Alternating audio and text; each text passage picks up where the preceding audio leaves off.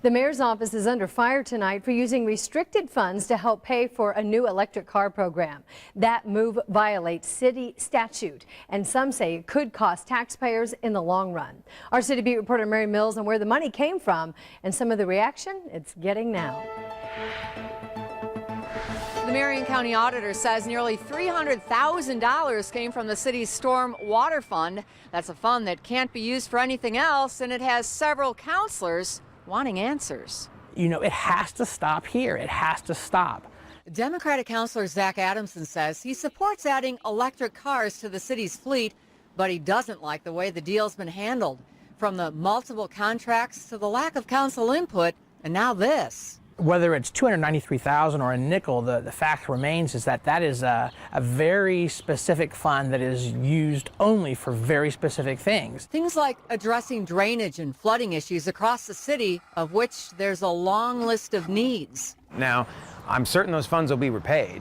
That's not the issue. Republican Jeff Miller says the issue is what it does to the priority list.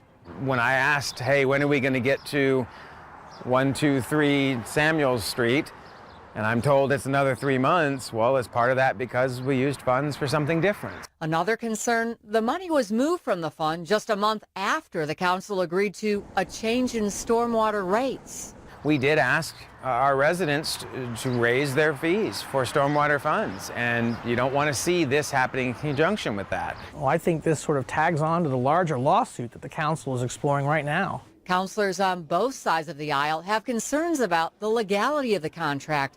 Adamson wants it voided, but Miller worries a lawsuit forcing that could cost taxpayers even more.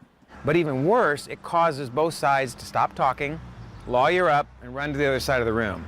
Right now, we need to be digging into this together and figuring out what's happened and what we need to do to fix things. We reached out to the mayor's office several times today, but haven't heard back. We can tell you the auditor is now looking at an external review to see if money from any other restricted funds may have gone to the electric car program.